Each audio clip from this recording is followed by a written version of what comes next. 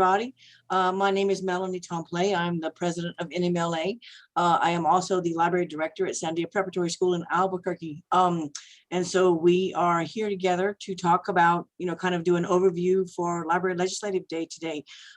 We are, I was kind of hoping by now we'd be out of this version of the zombie apocalypse here, but it looks like we're still kind of in that way. So we have a very unique situation right now with having a virtual legislative day. So it's going to be a little bit different than going around the roundhouse and finding your folks and catching them. It's going to be a little bit different way to speak to them all.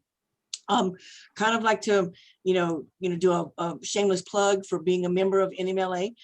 It's, when I was back in library school 100,000 years ago, I was told that belonging to your local state organization was the way to make things happen, because you're much closer to the action. You're much more able to kind of make a difference and make yourself heard, either in a committee around with the organization or with our legislators and your towns and stuff. So you're able to make changes in a much more obvious way than at the national level. So I've always been a very big advocate of the local, your local state organization being a member of, because we can all work together and help all of the libraries in the state and as one, as opposed to just one person by themselves.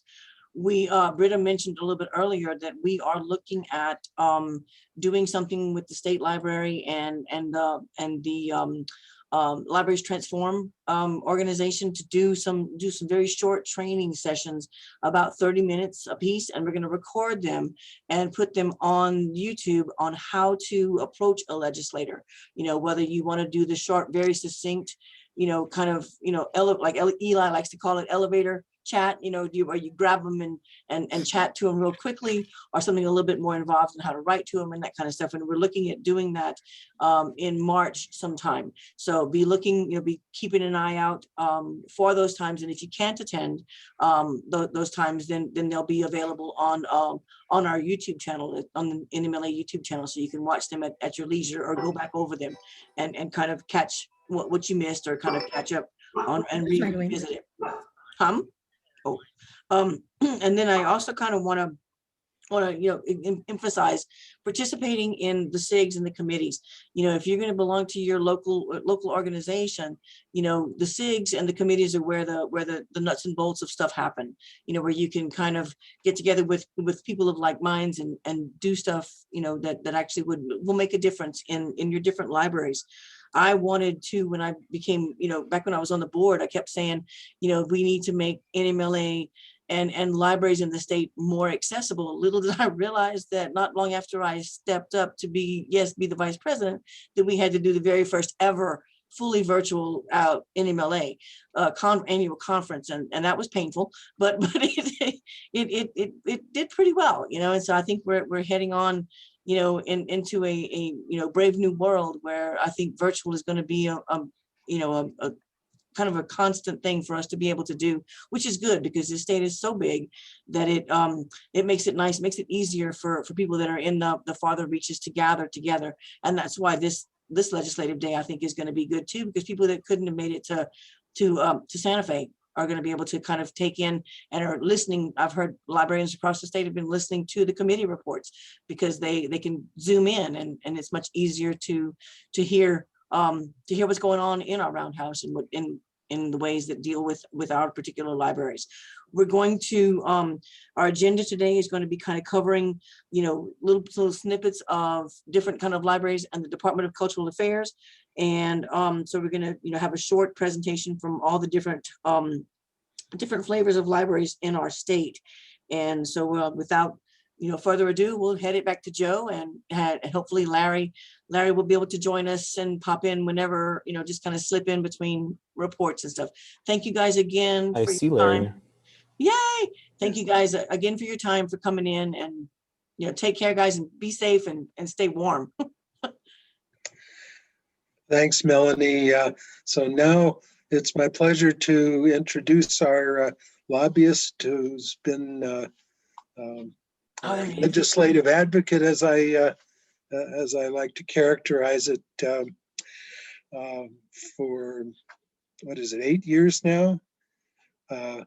and succeeding his father before him, who represented us for about 2 decades. And we've benefited tremendously from Larry's access and ability to keep us on track on what's happening and what the likelihood is of anything getting through and how we make it happen. So,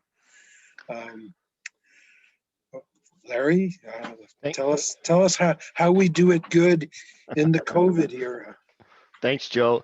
Now you made me think, though. I was just going to go back and look through. I actually think it's probably been more like, I think my first session with you may have been in 08. So it's gone fast. That's what happens with legislation. Every session seems to bleed in another. But my favorite thing was when you said that I might slip in, because that's what I try and do a lot in the Capitol, is slip in and slip out of places to try and either help or hurt legislation. So it's a good description of a lobbyist.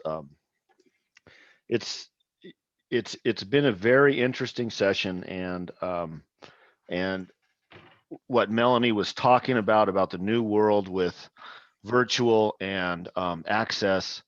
There are some significant upsides, but also some significant downsides with how the session is working. The Capitol continues to be closed. One of the worst things I think during this session, or at least for me, the saddest thing is it continues to be fenced off and access is severely limited for even legislators to get in. And there's state police and National Guard are still stationed around the Capitol. And probably will be, they're not saying, but probably will be for the duration of the session, which is really a sad statement on kind of where we are right now. But we have had a lot of access with people being able to watch by Zoom and participate using technology, and we'll see what that means going forward, because I think legislators are going to like to say that they have the increased access of citizens across New Mexico to observe.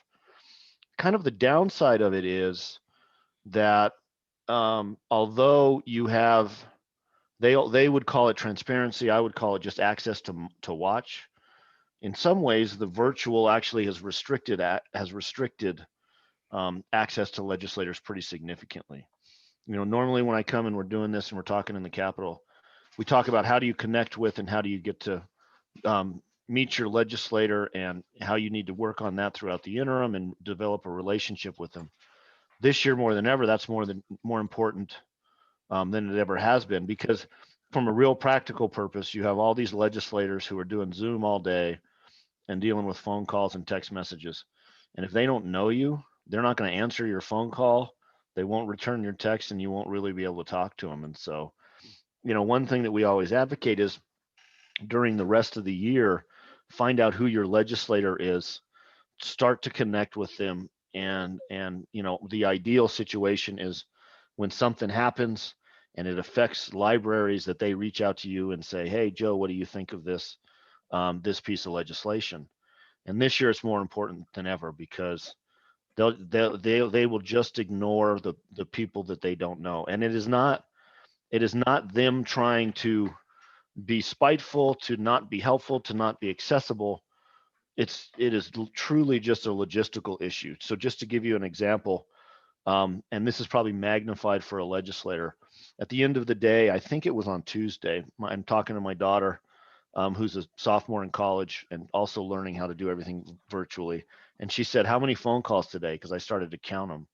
And I that day I'd had 80 phone calls that I'd been on, and that didn't include any of the Zooms or the legislative committees. And that's what's happened to the legislators. And so it is really important for you to work on making those connections throughout the rest of the year, so that when something comes up, that you have the ability to talk to your legislators. Just from from a logistical perspective, we had 23 new legislators this year. We're going into a special session over the interim, which will be a redistricting session. And after redistricting happens, you'll see another significant change in the legislature. It always happens because they move seats around. You'll have new seats, probably Albuquerque, maybe in the Doña Ana County, Las Cruces area where the population growth is, and you'll see a restriction of some of those seats in the rural parts of the state. And so we'll have another big turnover. So you can have a huge number of people who are brand new or almost brand new to the legislature. And normally what we would do is you'd find those new legislators, you'd introduce yourself and kind of help them going through, but it's really hard to do that since we haven't been able to actually meet or talk to them. So huge turnover, lots of technological challenges, although I will tell you it's getting better. The House of Representatives has done better than the Senate has done with the technology. The way the House is working is they are all virtual, meaning even their floor sessions are done through their computer screens and their committees are done through their computer screens. So they are, most of the House Democrats are at home, wherever that may be. The House Republicans are all in Santa Fe. The Senate's a little bit different. They are virtual for committee hearings and but floor sessions, they have to be in the Capitol. They do not have to all be on the floor, but they have to be in their offices in the Capitol or on the floor.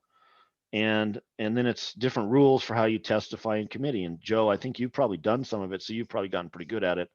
In the House, you just jump on the Zoom link, you hit raise your hand when they ask you to raise your hand, and then you get to talk. In the Senate, which you all will probably be pretty good with, but for me, it's the worst conceivable outcome, which is I have to plan to actually be in a committee about a day before. And then you have to send a request for a link, and there's a deadline. And if you miss the deadline, they won't allow you to come in and testify. And so in some ways we have more access, in some ways it's a lot more restricted.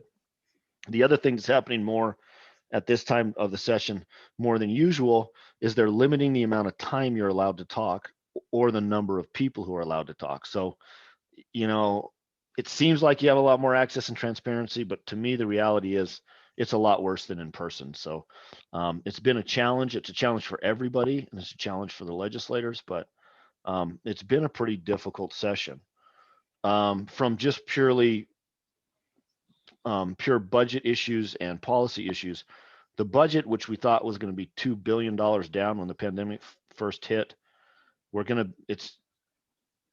a new revenue estimate soon. It's either a flat budget or actually could be a revenue increase. Price of oil is almost up to $60 a barrel as of yesterday.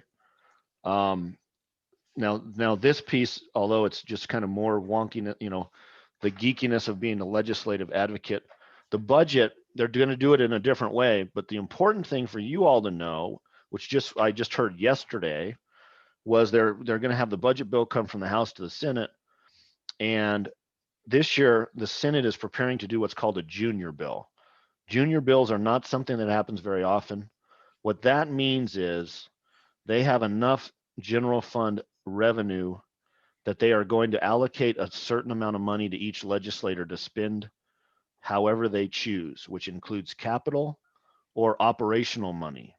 So if you have something that you are trying to do in your district, or if something we are trying to do, each Senate member is going to have $297,000 in discretionary spending. So today, that always changes, and it could blow up and it may not work. Like last year that happened. But a legislator could say, I want to give $100,000 to my library to put you know, a new roof on. They could give you operational money for a year. They could do any of that stuff, and the House members will have a similar amount of money. So if the senators are having 300,000, the House member will have close to 200,000. And that's just however they want to spend it. So if there's something that you're working on, if I were you, I'd call them today, because that's when it's going to start. And it's not a well-known process. It is not a established process. It works. It's weird. But if you can get in and tap into some of that money, you have a little bit of you have an opportunity to get some funding that you don't normally have. I see Michaeline. That's a good question, Michaeline. And I did notice that Michaeline and I've worked together for a long time, and she's doing a great job for cultural affairs, and she also fosters all these cute dogs. So if you're looking for a red heeler puppy, you might want to talk to Michaeline. I think she might be able to hook you up. So she asked, how long do they have to spend junior money? What typically happens is they'll give legislators 2 or 3 days to determine what they want to do with their money for House Bill 2 Junior. So that means probably from today over the weekend. Sometimes that gets extended. And so it could last longer into next week, but it'll get swept up and sucked up pretty quickly, because as soon as sharks like me find out that there's that funding available, we'll be tapping into our legislators and it'll get swept up pretty quickly. So if you are going to try and get any money from legislators, you need to do it quickly. And the money from junior itself is one-time money. So if you're going to get it for operations, it's not going to be a recurring budget item. It will only help you for 1 year where you can plug some kind of a gap. The last day for bill introduction is still the 18th, which is next Thursday. They had discussions about cutting that off earlier. And so we know what all the bills are. As far as I know, that has not happened yet. But what's been happening because of the flow is strange. The House and Senate aren't meeting every day. And so we're getting big chunks of legislation introduced, once or twice a week. So for instance, the Senate met yesterday and they're not going to come back until next Wednesday. And they're doing committee hearings all throughout the rest of the time. So it's a really, every session is weird. This one is super weird just because of how everything's working out. So I know that's a kind of information dump, but any questions or anything else you want me to talk about? Hi, Michaeline. Hi, I do have a question, and you will hear my puppies in the back. They're awake and wrestling. Could you talk about how long the junior bill money, once it's sent to a project? I just want to be sure that folks know that if they're asking for junior bill money, that the project's ready to go, because it's not like capital where you get 4 years and can reauthorize it. It's a much shorter time frame. No, that's a great point. You have to spend it in this coming fiscal year. So it's one time, and it's FY22 money. So the only way they would be able to redo it after that is they'd have to go through another junior bill and authorize it in the budget. So it's not going to roll over like capital. So you have to have it done in FY22. So between July 1st and the end of the next year. What are the prospects for capital, the regular capital outlay projects? And because I see Lynette wants a new roof somewhere on one of her buildings. Yes, the prospects are very, very good, shockingly good, actually. And they haven't come out with new projections for capital outlay. So the deadline for submitting projects was February 8th. The deadline for the legislator actually signing the form was yesterday. So in the old days, like last year, you actually had to take your form around to get a signature and then submit that. That deadline, so the similar deadline was what was yesterday. So they'll start figuring out how much capital is going to be available and how they're going to spend it. The last projection I heard, although there may be a bit of an update, was about 353 million available for legislative and gubernatorial capital outlay. The governor, of course, it would be gubernatorial malpractice if she didn't try and steal more than her share of the money. She wants to take 200 million for broadband. I would assume that a chunk will go to broadband, but it won't be 200 million.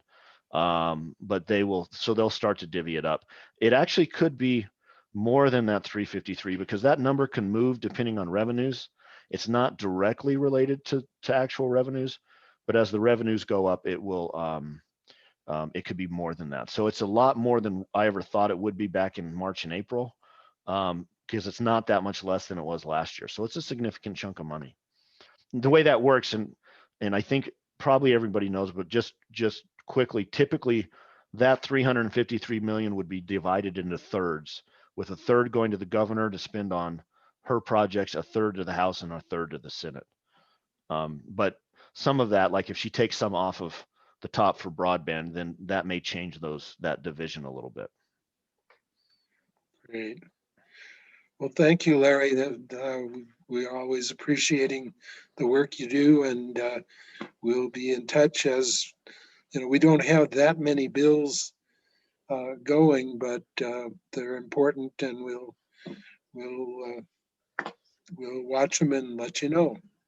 All right. So, thanks. Thank you, Larry. I'm going to call now on Eli, and we'll talk about the public library and grants, state grants and aids and other things going on with the Department of Cultural Affairs. And also Eileen can contribute on Municipal League and what the a public library and perspective on this. So go ahead, Eli, please. Thanks, Joe, and good morning, everyone. It's nice to see you all.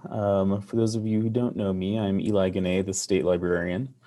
The state library is in the Department of Cultural Affairs, and I'm happy to see today we have Eileen joining us, who you've already met, who's the legislative liaison for DCA, so she could answer any questions that come up on the process. And also happy that joining us is Nick Schiavo, our deputy secretary, who will be saying a few words a little bit later on. So they're both big supporters of libraries and very glad that they could join us today. In years past, the state library has supported specific bills such as the library materials procurement exemption, the broadband bill, the broadband for libraries bill. This year, we don't have any legislation that we're specifically advocating for, except for the executive recommendation for the DCA budget. I am thrilled that this year we were able to keep state grants and aid level at $990,000. And the executive budget recommends $990,000 for next year as well. So given how the budget situation looked a few months ago, and a lot of us were worried about big cuts, we are feeling pretty thrilled that we would be absolutely thrilled to be able to leave it levels. So that's our push for this year. I think I'm meant to talk about broadband as well.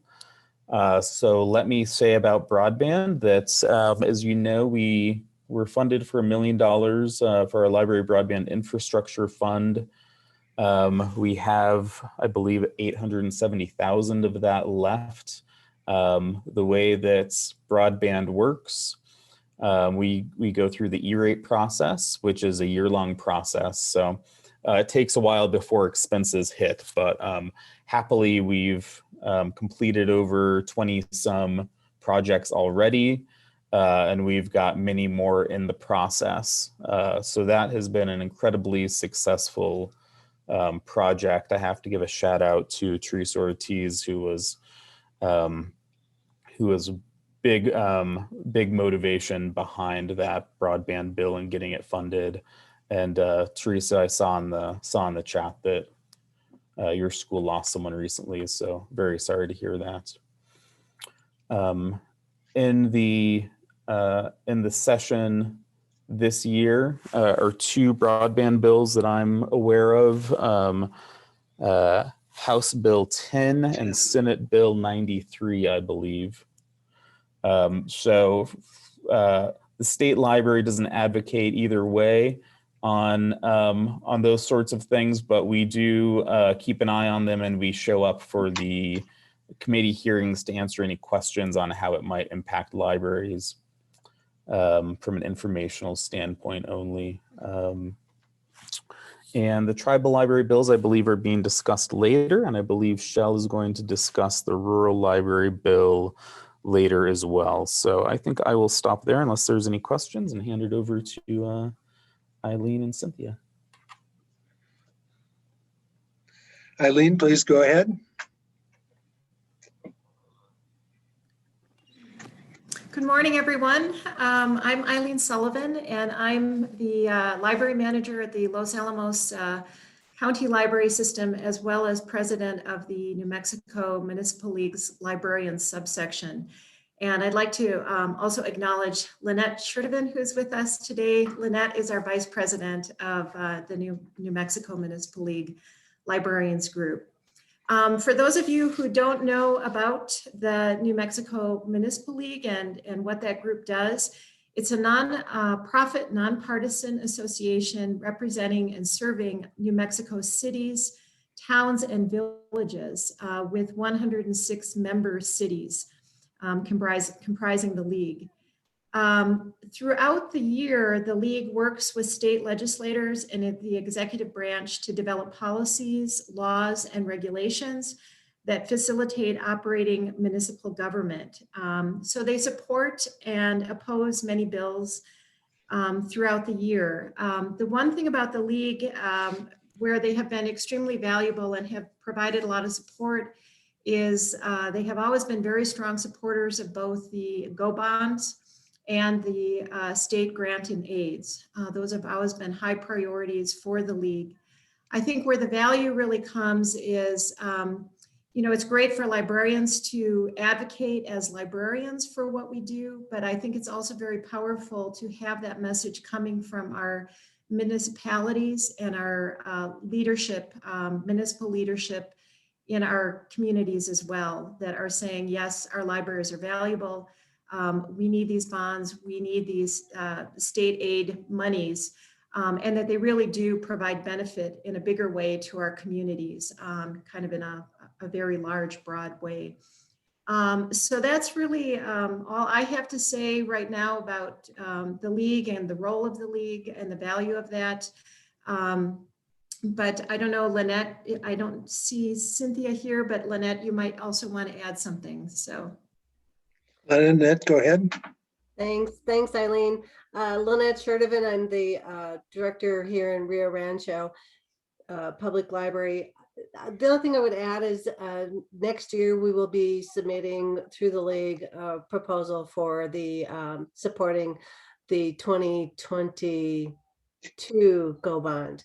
So I will be working with our committee to get that resolution together and sent forth, and hopefully gets back on the ballot as it has over the past years. So we always ask for a lot of money and then we get less, but we continue to advocate for that. So thank you. Okay, thank you, Lynette. I'm calling now on April Kent, who's representing the New Mexico Consortium of Academic Libraries and their legislative committee, to tell us the status of academic libraries these days. April, go ahead, please. Oh, yes, thank you. And good morning, everybody.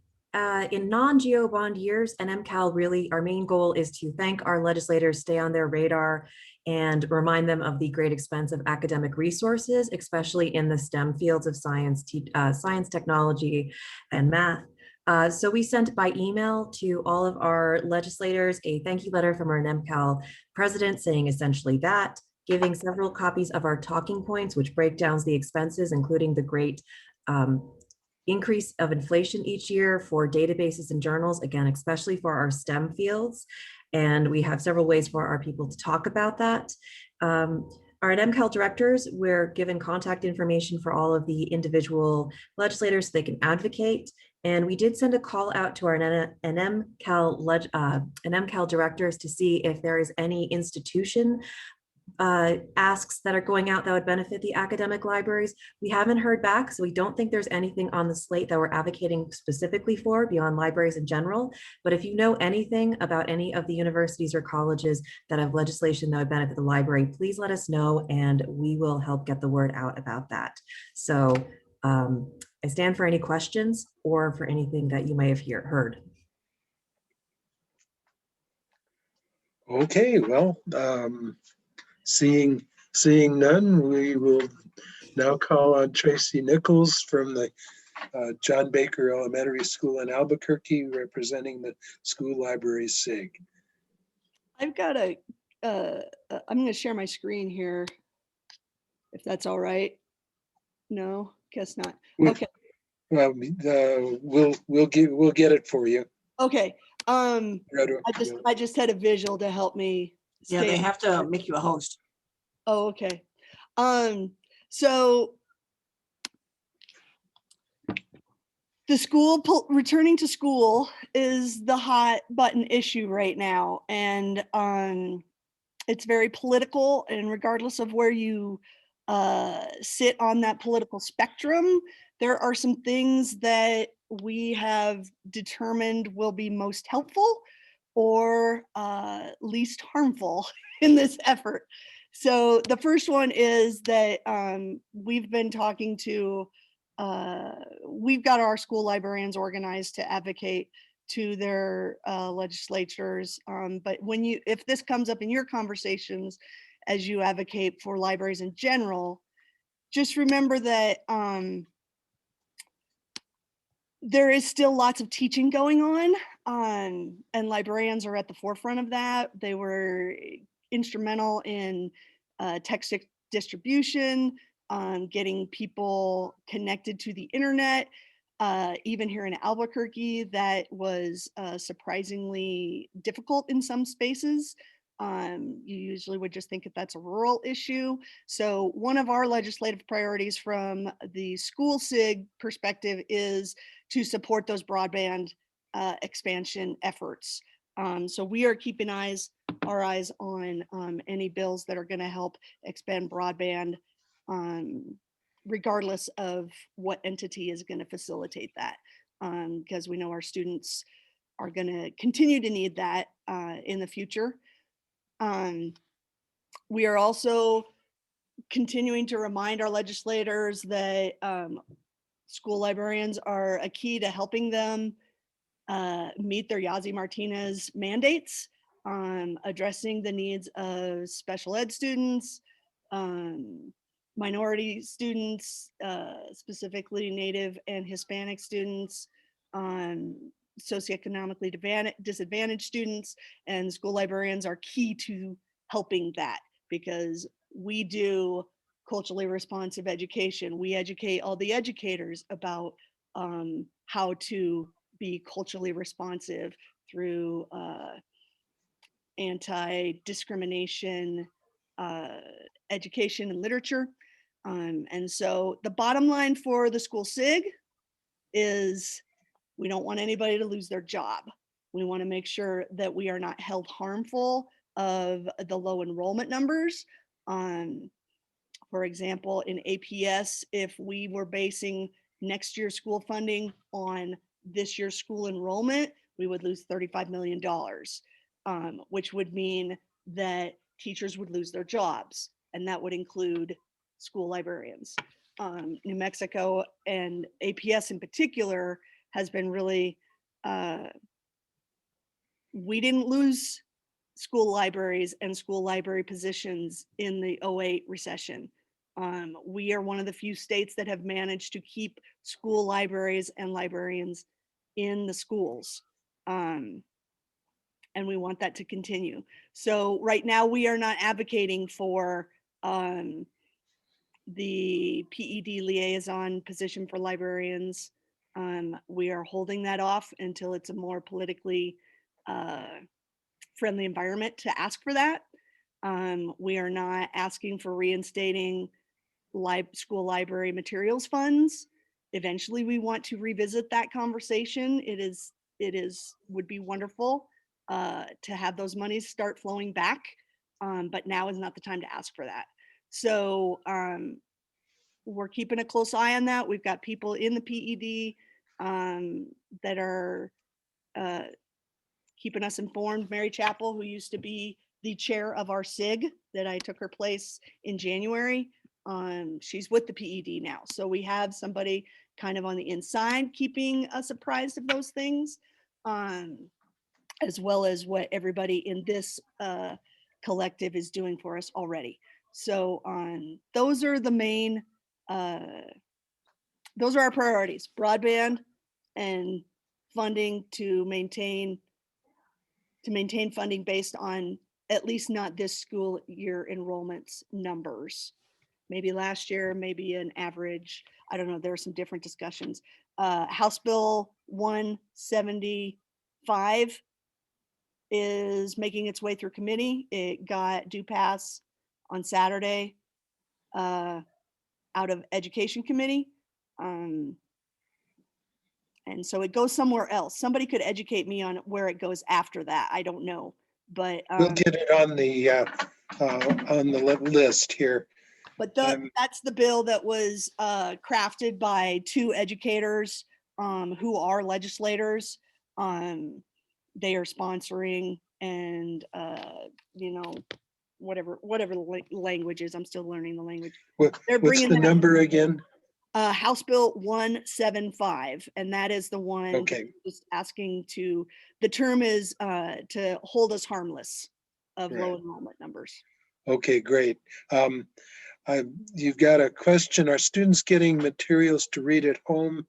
And I think, okay, and in the chat, Teresa's got a note about something they're doing in Deming, but Right, Teresa could. but I'll speak for Teresa and Clover, who I know are two public school librarians.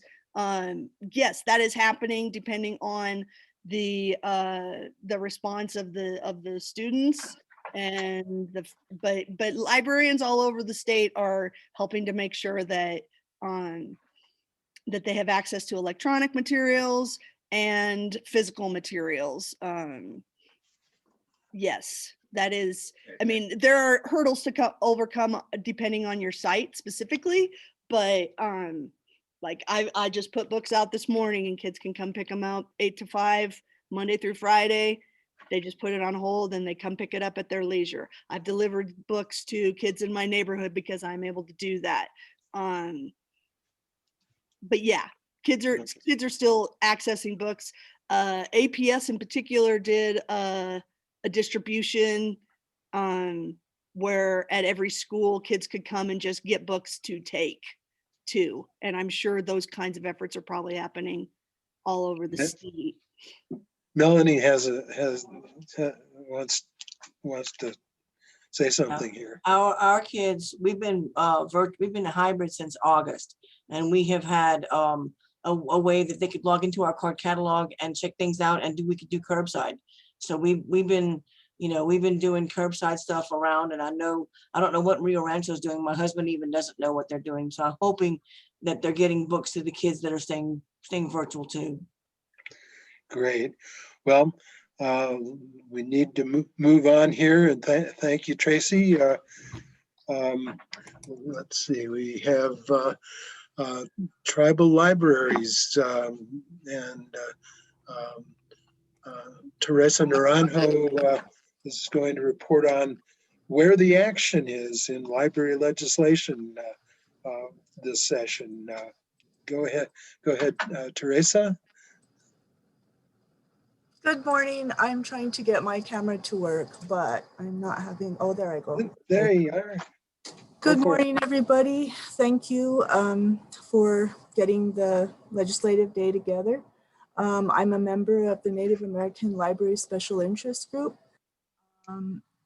The bills that we're looking at this year, there's two bills which include tribal library funding, which is House Bill 85 and House Bill 86. House Bill 85, the Yazzie lawsuit response funding, the sponsor is Representative Derek Lenti, meeting Native students' needs by expanding community-based education. Every child has the right to an education that enables them to succeed, yet too many schools are failing Native students. The Yazzie Martinez court ruling found that the state has not studied or developed effective educational systems for Native students. The pandemic has made this worse. When schools fail to meet Native students' needs, tribal education leaders and communities must step in. Children must be able to turn to their communities for support in overcoming barriers to education. Through the Tribal Education Alliance and many tribal library convocations, these bills have been created. House Bill 85 will make community-based education programs available to all students.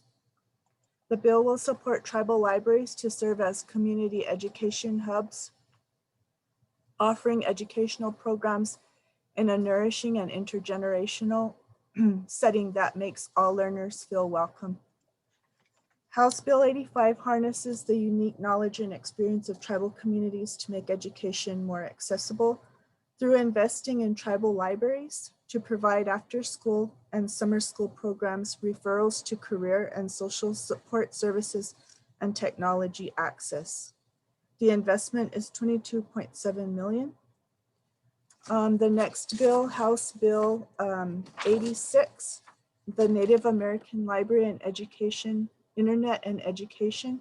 Sponsor again is Representative Lenti.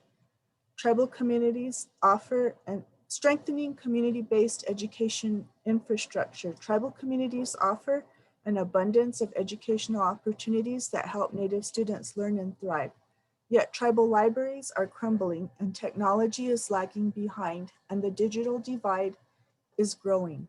House Bill 86 invests in critical education infrastructure to support Native students' access to education and will enable each of New Mexico's 23 nations, tribes, and pueblos to plan, design, construct, and equip facilities and networks that serve Native students. The urgent need for strengthening tribal education infrastructure has been confirmed by the court ruling in the Yazzie Martinez New Mexico Indian Education Act and many years of assessment and planning by tribal educators and tribal libraries. House Bill 80, as an example, the library in the Pueblo of Acoma, the Acoma Learning Center, is housed in a triple-wide modular intended for temporary use. Its popular programs include after-school tutoring, summer reading, language immersion, and an agricultural class. Detailed blueprints for new construction are in place, but there is no funding. House Bill 86 allocates $4.5 million. The same is the case here in Santa Clara Pueblo at our community library. We are in a 45-year-old Head Start building, which was not intended for library services. And so we are also part of this funding. House Bill 86 will rebuild or renovate tribal libraries to serve as community education hubs, invest in community-based early childhood care and training centers, invest in Indigenous curriculum and materials, invest in integrated technology networks that connect tribal education entities, students, their families, and communities. And the investment is $94 million, one-time capital investment, including $66 million for libraries in each Pueblo nation and tribe, and $11 million for technology networks. And that concludes House Bill 85 and 86 summary. Great. Janice Kawemi, do you have anything to add to that or talk about the, your building needs? And because that's the big ticket item we have here, $66 million to build or add to tribal libraries to make them the education hubs of their communities. Janice? Yes, good morning, everybody. It's great to see you all. My name's Janice Kawemi. I'm the librarian at the Laguna Public Library. As far as Laguna, this is our tribal libraries have been working on getting some capital, some construction funding for the past, I don't know, maybe 10 years. So this is something that is really needed. As for Laguna, we're looking at doing a renovation to our current facility. Right now, the building is settling a lot. So when it rains, a lot of the water comes into the front door and it floods. The HVAC isn't working as good as well. The ceiling has cracks. The floors are kind of buckling up now. So we have little ripples in the floor. So this is something that we're really hoping that will, really pass through. Another thing that we also looked at with that funding was to help with staffing. One of the critical things that we don't have, most of us in our libraries don't have, is a dedicated IT person to help with our information technology needs. So we're hoping to see if that might be something we could get as a shared resource too as well. So there's a lot of little things that we've been working on. Another thing that Laguna's, a lot of the tribal libraries have been tasked with doing their archival materials. So that's one thing that Laguna was tasked with. So we're trying to do a community archive. So we do need a space for that to keep all of our materials and our, resources there. So that way it can be available for the community. So there's a lot of efforts that have been going into this. A lot of the tribal libraries have worked tirelessly to get these figure out, what our needs. We had a convocation back in 2019 with Regis Pecos, and we came together to put an assessment of what our ideal tribal library is. That's where a lot of the numbers came from and the needs and things like that way. So we're hoping to, get this passed and be able to help, the students in our communities now that a lot of them aren't going back to school and a lot of them are doing virtual learning.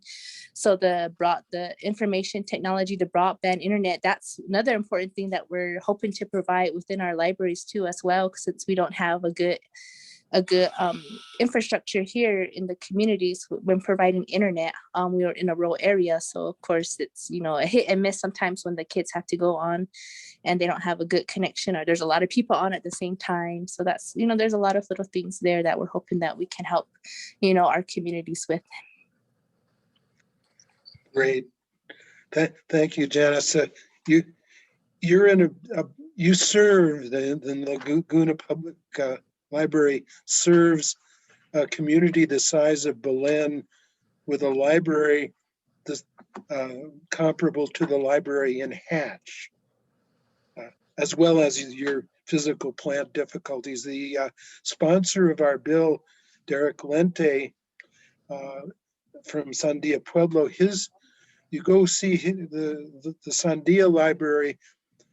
It's a school. It's not even a WPA school. It's got on its parapet there the date incised in the over the portico, 1931. That's kind of old. So this is the third year that this bill has been presented, and it takes that long to get people accustomed to. The legislators have to get used to a proposal before they pass it. So that's just one of the things about the legislature. They never pass anything the first time.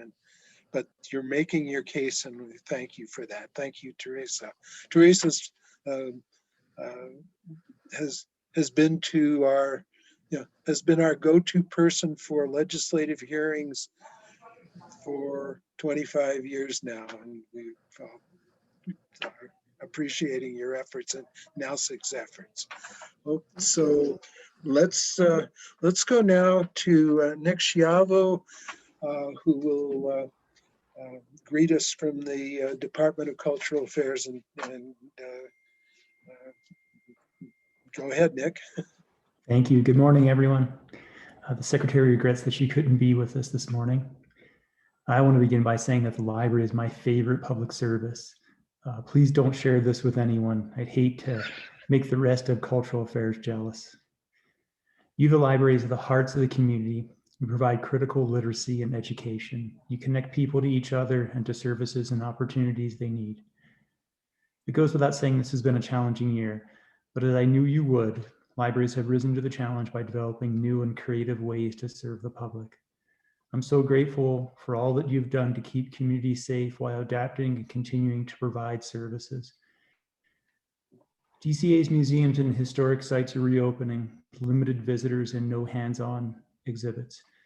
Staff are working together to provide virtual visits to schools and activity kits for home use. And the state library continues to operate with the exception of in-person services. The Library for the Blind and Print Disabled has seen a big increase in circulation. Bookmobiles have transitioned to ebooks, and the Development and Technical Services Bureaus offer weekly drop-in sessions, just to name a few things. You all know the stories of school children sitting outside their local library using the Wi-Fi to do their homework. The pandemic has really highlighted how important it is to close the digital divide. Our Broadband for Libraries program is having great success connecting libraries with broadband through the E-rate program, leveraging a tremendous amount of federal funding and driving down the cost for residents and businesses. We would love to see as many public and tribal libraries as possible on high-speed broadband, leveraging federal funds with updated network equipment. The state's library broadband team, Richard and Joy, are working tirelessly to help as many communities as possible. Despite a difficult budget year, we were able to maintain the same grant funding levels for public and tribal libraries. I'm sure you know that Eli is a strong advocate for all libraries. I'm optimistic that we can keep the funding level again next year. And please do your part by reaching out to your legislators in a nice way and nudging them to give DCA the executive budget recommendation for for this, for next fiscal year. Thank you. Great, thank you. And we appreciate the department's efforts and advocacy on behalf of libraries and how they fit into the cultural community. And there's a lot of collaboration going on in terms of sharing, like the museum passes, being able to check out. And we had a very good relationship as libraries with DCA over the last decade, and appreciate that. I'm going to call now on Shel Nymark, who's with us, and with Eli backing him up on technical questions about rural libraries and the Rural Library Endowment that Shel was the principal advocate for. Shel is a library board member in Embudo Valley. Go ahead, Shel. Hi, thank you for having me. So for those not familiar with the Rural Library Endowment, we have a goal of $50 million that will support approximately 50 libraries, almost half of the libraries in the state. The rural libraries don't have very reliable funding, so we're hoping that the endowment will boost that funding. Right now, there's only $3 million in the endowment. It's a start. It means that probably this year, each rural library will get less than $1,000. So it's not a significant amount of money yet, but we hope that someday it will be sustainable. It will help sustain the libraries. This year we have Senate Bill 273 before the legislature, and it's kind of a technical fix to the original endowment. So the endowment language originally said that that it talked about when a library established a population of 3,000 or less, and it should have said when the bill was established that the libraries would have 3,000 or less population. So this is essentially fixing that. The intention is that once a library is eligible for endowment funding, that it's meant to help sustain them into the future. And so if their town grows over 3,000, they still are eligible for the funding. And this bill helps clarify that. It also, part of the bill is that all 501c3 libraries, which are not eligible for municipal funding because they're not in municipalities, are also eligible for endowment funds. So essentially, Senate Bill 273 repairs the definition of the original its first committee, and it goes to public affairs soon. Other legislation, other things about the endowment is I've been in conversation with my representative Susan Etta, who is on the House Finance Committee about possibly getting $1 million added to the endowment. Nothing is firmed up about that yet, but because the budget is better than was projected, we're hoping maybe we could get a little bit of money into the endowment. Another bill that's coming up that will affect the 15 501c3 libraries in the state is called the Vibrant Communities Bill. It hasn't been presented yet. Senator Jerry Ortiz-Pino will be putting that bill forward, and it will give an opportunity for 501c3 groups throughout the state to apply for capital funding. It's a change to the Constitution, and I hope there'll be support for it once it is presented. And I think that's everything. Okay, that's a question. Are funds for endowment only state funds? Yes. Yeah. So the endowment is a fund in the state. it's like the permanent fund for education. There's about 5 different endowments. There's the new one for early childhood education. There's the there's a water public trust and endowments that's managed by the State Investment Council. So to get more money into it, we need the legislature to put the money in, to appropriate money for it. Okay. One of the things we do in putting out the legislative bulletin that I've found very helpful is, now that every committee has a webcast that's a public record, that's the House and Senate record the committee hearings and put them in an archive, and you can go to the legislative website and watch current or older hearings. I watched the it was the Senate Indian Affairs, etc. committee hearing, the first committee that it was in.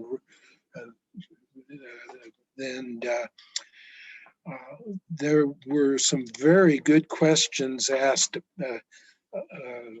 about how which communities would be served and which communities would be eligible. And a senator from Otero County, Griggs, I believe, asked about chaparral. And chaparral is a community nobody knows. It's like exurban El Paso, and you go on the road from Alamogordo to El Paso, but there's 24,000 people in it. And they don't have a library, and their state representative, Willie Madrid, has got $500,000 towards a building because he's trying to get a library and community center in his town. And so, as it turns out, it would be a nonprofit library, and it's beyond 3,000 population, but uniquely that would help them get started as well, but not with $1,000 a year. So getting money into the endowment is very important for them. And Carrizozo, which just achieved developing library status for a public library, will be able to benefit from this. But the hearing was fascinating in terms of Senator Griggs saying, well, what about the South Valley of Albuquerque, which is way beyond 3,000 too? Well, they already have a library as part of the county city system. But good question, good discussions, good concern by those legislators in that hearing. So I try to get everything that's happened into the legislative bulletins and commend you to read them and follow them. I just keep score in my role on the legislation committee, and that's the how we can be active is to be knowledgeable about what we've got going, where it is, and what the legislators are saying. I see Cynthia joined us, and Cynthia Shetter is the co-chair of this committee. And Cynthia, do you have any parting words as we head towards closing out the session? I'm going to stay on the meeting, and if anybody has any questions, but Cynthia, I don't have anything to add to it, Joe. You guys have covered basically everything. I just encourage everyone to, not to wait till the legislative session to develop the different relationships with your legislators and also your local governing body, or even your library board, to help you get the information we need to get to the decision makers, so that it's not a last minute thing and they're constantly in your mind. So that's basically the only thing that I would add, Joe. Well, and that concludes our presentations. I'm happy to stay around and answer questions or chat with anybody. We can take the take the mute off everybody's Zoom meeting, and I want to thank Britta Herwig and the NMLA for providing us the platform, and Britta for being the gracious host that she's been, enabling me to moderate the meeting. So thank you for your attendance, and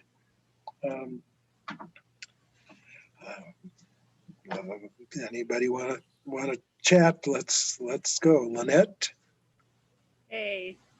Just want to thank everyone. It's good to see everybody. I do want to make a comment about the chaparral. When I was at in Las Cruces as the director at Thomas Brannigan, we really worked to make some type of a link library in Chaparral, but it was very difficult. It is an unincorporated community, so you had to rely a lot on the county to help out, but it's booming. They got a great school system down there too. So I hope something comes out of this for them, because it's well needed. Its census population is something like 14,000, but I know Representative Madrid said last year that he expects with this census it'll be over 20,000. Right. And I know that they do books by mail from the Brannigan Library, and we mailed a lot of books to Chaparral to teachers and community families. So there is a need. Yeah, I timed it once. The closest library to them is I think it's Brannigan. Yep. And it's 40 minutes away. Mm-hmm.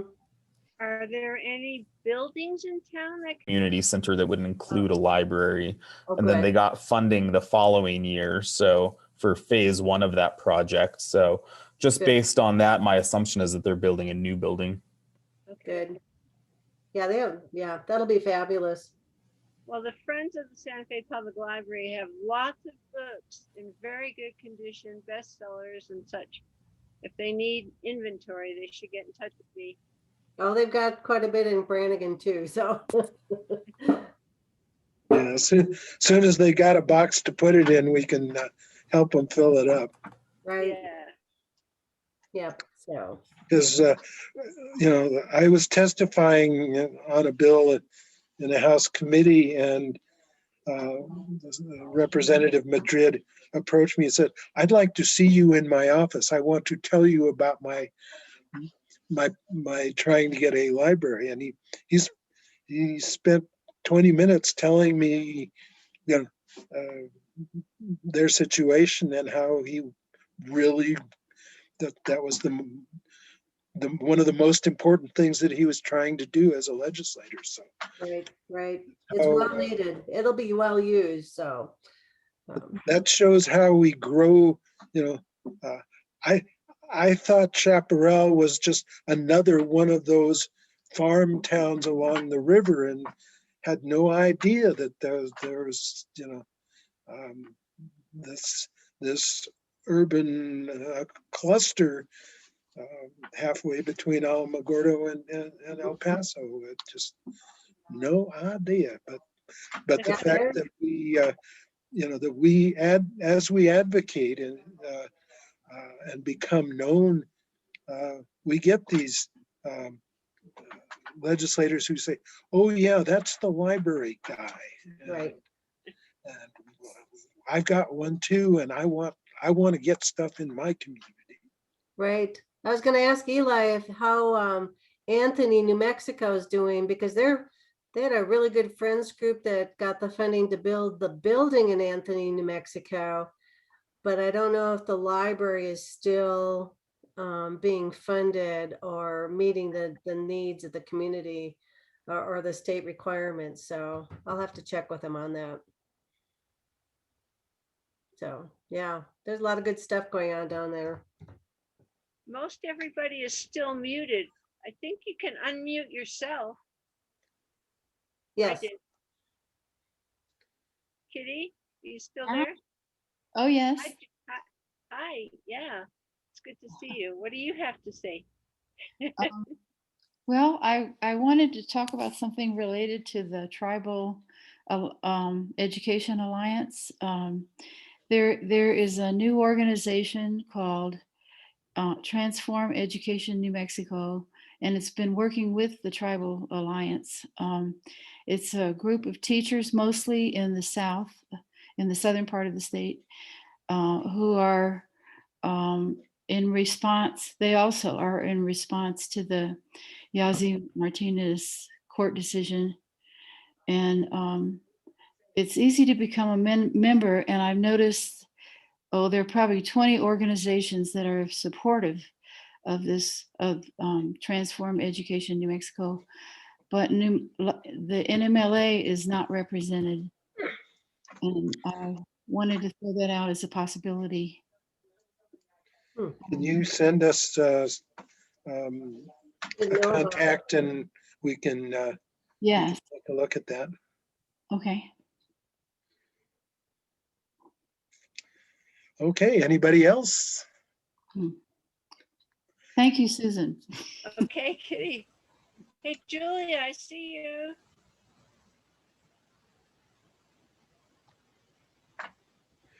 You're still And- muted, Julia. I wasn't talking, I was just waving. Hi, Susan, good to see you. Same here. Great. Yeah. What All are you right. up to? You know, we're same old, same old. We're doing curbside. We're getting ready to start letting a few people in for things, you know, normal stuff. And you're doing libraries transform. Yes, yeah, Libraries Transform, NMLA. Yeah, I'm a member at large on NMLA now, so trying to stay aware. Great. That's great. So again, the New Mexico Library Association and your membership in it supports our ability to provide these kinds of programs and this advocacy. And so hearing no other no other comments, I guess it's time to conclude the meeting. Thank you for your participation, and this is new for all of us, but it seemed to work pretty well. So Worked well. thanks again. Thanks, Joe.